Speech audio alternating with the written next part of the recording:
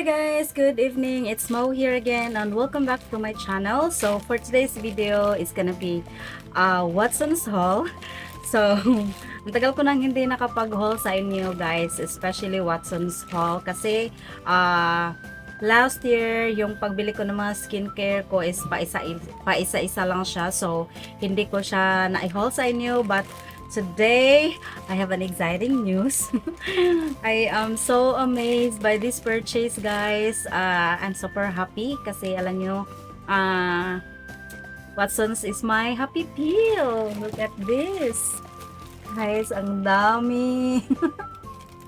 Oh my God, I'm so happy. Ang dami kong napamili, guys. Like, inaano ko talaga, parang nire-reward ko ang self ko, especially sa skincare ko.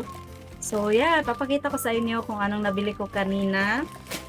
Thanks to my very supportive husband. Hindi naman siya nagre-reklamo. So, all in all, mga 2,913 yung nagastos ko kanina. Pero may ilan dito na kay Habs. So, yeah. First is, simula muna tayo sa Hindi Skincare.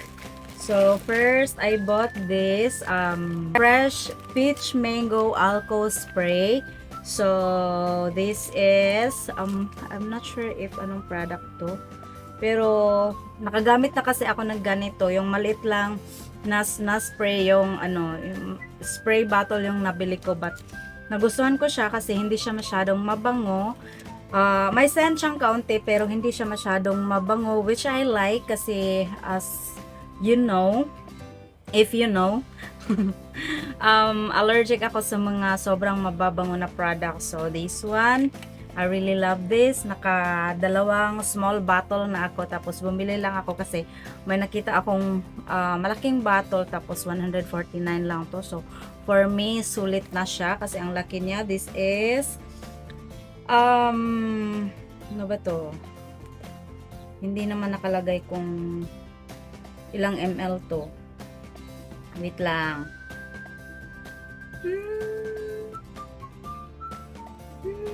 500 ml siya, guys. So, napakalaki niya na for the price of 149.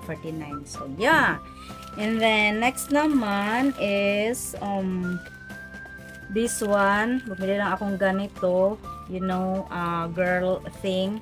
So, wala akong masyadong masabi doon. Alam niyo na yon.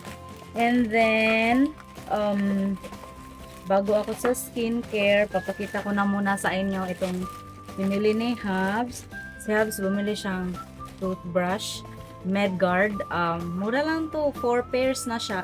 I mean 4 toothbrushes na siya. So, it's good. Yun yung pinili niya. And then, bumili na din siya nito. This is the ascorbic acid plus zinc plus cholecalciferol. Cholecalciferol redoxon. So, ayan. Vitamin C plus zinc plus vitamin D. So, hilig si Habs bumili ng mga ganito kasi wala naman siyang bibilhin ng mga skincare. Yun lang yung niya, magagastos niya. And then bumili din siyang ganito salon pass, sign of age. So yeah, ito yung binili niya. 3 yung binili niya, guys. And sabihin ko sa inyo kung sa akin yung happy pill ko is mga skincare products from Watson's. Si Habs yung happy pill niya naman yung mga accessories ng motor niya. Wala din ako masabi dun kasi gusto niya yun eh. So now for the skincare, I bought this Nivea micellar water. So ang gamit ko is yung blue, but pinag-ano ko lang sila, pinagpapalit-palit ko lang yung kulay pink. I mean, ito kulay pink, tapos yung isa kulay blue. But for me, same lang naman sila. I mean, hiyang lang din siya sa akin. Kahit ito or yung blue. So, ngayon, pinili ko itong pink. This is the Nivea Micellar Bright and Glow 0% alcohol. So, yung isa parang panglinis lang siya. So, if you have watch my previous videos sa mga skincare ko, this is my I really love this one. So ito yung pinaka gustong-gusto ko panglinis sa makeup ko. So yeah. And then next is lahat ng nabili ko. Ganito siya guys. Kulay orange, tomato. So yeah, palagi lang ako nagpi-first. Next is this one. This is the Fresh Skin Lab Tomato Glass Skin. So, ito ay body lotion. So, hindi ako maka-lotion, pero nung nakita ko to, sabi ko, why not try, 'di ba? Minsan lang ako naglo-lotion kasi palagi kong nakakalimutan, pero sana ito hindi ko na makakalimutan kasi ang laki niya, 'di ba? And then kakulay siya ng mga skincare ko, so hopefully hindi na makakalimutan. So, this is the Tomato Glass Skin Vitamin C I think HYA means hyaluronic. I'm not sure if hyaluronic acid kasi andito sa baba pala. Vitamin C, hyaluronic acid, serum body lotion. So this is I think 269 ito and 330 ml na. So I'm sure matagal ko tong maubos kasi if nag-lotion ako once a day lang naman, and madalas pa nakakalimutan. So yeah, matagal ko tong mauubos, and sabi ko kay Habs baka sa birthday ko nasa May ang pamimili ko ulit ng mga skincare ko, bali pag re-refill ko ng mga skincare products. So that's the lotion. And then pumili din ako nito. This is the Tomato Glass Skin 3-in-1 Vitamin C Soothing Gel Lotion. So, if nanonood din kayo dun sa mga previous videos ko, siguro alam nyo na I'm super into soothing gel. Ito siya guys.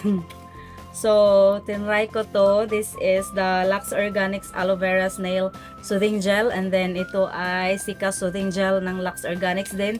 And then, ngayon bumili na ako nito. So, ito na yung gagamitin ko kasi same brand siya ng mga other skincare ko na nabili ko. And this one, marami pa to guys actually. And paggagamit pa to, sabi ko kay Hab, sayo na lang yung sayo na lang yung mga hindi ko pa naubos na mga soothing gel. Kasi gumagamit din siyang ganito. Nilalagyan ko yung face niya para hindi mag-dry. So, moisturizer. So, going back, this is the Tomato Glass Skin 3-in-1 Vitamin C Soothing Gel Lotion 98% Thera-Glass Complex. So, sabi pa dito, it brightens and hydrates skin, enhances skin radiance, and maintains glass skin. So, tingnan natin kung magiging glass skin ba talaga ang skin natin. So, that's the gel. And then, next is, bumili akong 3 sheet mask. I think this is 79 pesos or 69 pesos. Same brand pa din siya. Fresh Skin Lab Tomato Glass Skin. Ayan. Same lang sila. Same ng mga description or same ng contents. Ganon. So, this is hyaluronic acid, 10 times vitamin C arbutin. So, hopefully, maganda to. And hopefully, hiyang din to. First time kong gumamit ng ganito. Though, palagi akong gumagamit ng mga sheet mask. Pero, yung mga Korean brands din. I mean, yung mga made in Korea na sheet mask. Yung mga gamit ko. Lalo na yung sa Face Republic. Yun yung nabili ko last na namili ako ng mga skincare products. But this one is also made in Korea, so it's okay. And then, next is bumili din ako nitong brightening facial wipes, also from Fresh Skin Lab. So, this is 99 pesos and dalawang pouch na siya. So, also contains 3-in-1 vitamin C brightening, and maganda siya, hopefully. So, sabi dito, it removes makeup, gently cleanses and brightens and hydrates your skin. So, same pa din ng brand. And then, I have 4 more products. So, ang iba dito, first time kong gamitin. This one, nakagamit na ako nito before. But itong soothing gel, hindi pa. Also, the sheet mask. And may isa pa akong ginagamit na ngayon. So, nabili ko yon before pa. Hindi kasama sa purchase ko na to. So, moving on. Next is, this is the foam cleanser.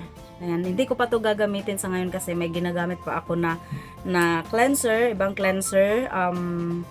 Anong brand ba yon? I think sa clinic na na brand yon. Hindi pa kasi ubos, so gagamitin ko na muna yon o ubusin ko na muna bago ko gamitin to. Maganda naman ang product na yon, hindi nag-irritate ang skin ko, and basta hiyang siya sa face ko.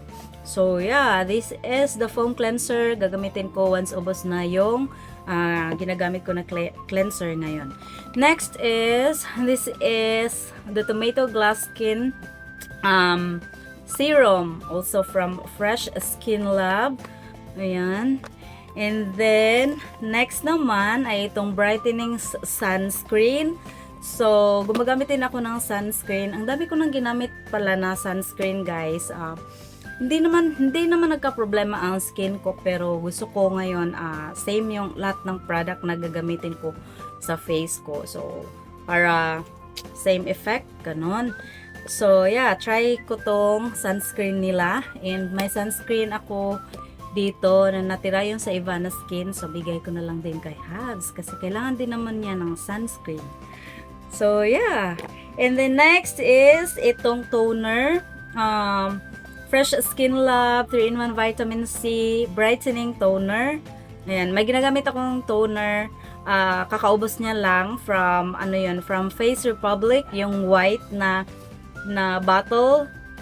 So, ubos na siya. Ubos na siya. So, bumili ako ulit, and ito na yung binili ko para same pa din sa sa ibang mga skincare products ko. And yung sabi ko sa inyo last week, nakabili ako ng isa pang Fresh Skin Lab din na product. So, ito yun. Sana yun? This one. Ayan. So, this is the Brightening Face and Body Mist. So, gusto ko to, guys. Palagi ko siyang sinispray sa face ko.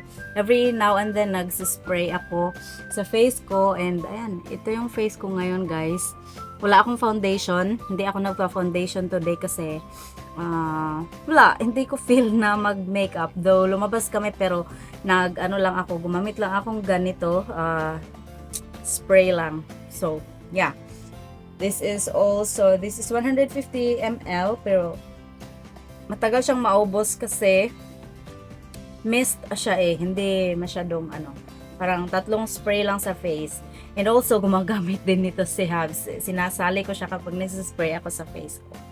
So yeah, this is my Watson's haul. I'm very happy for this purchase.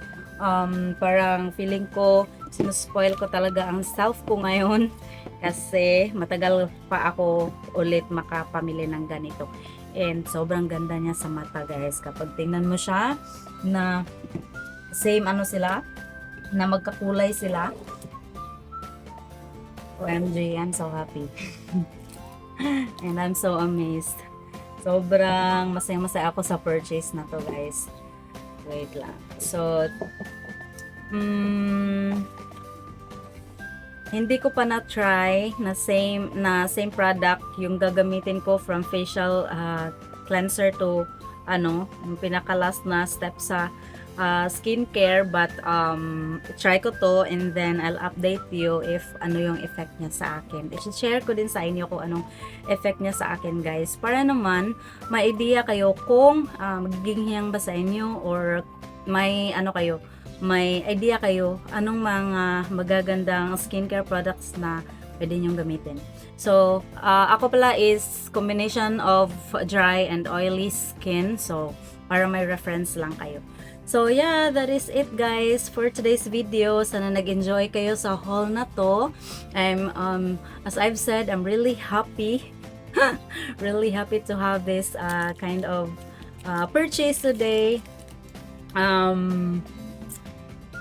sana nag-enjoy kayo sa video na to. So, this is it and I'll see you on my next one. Bye guys!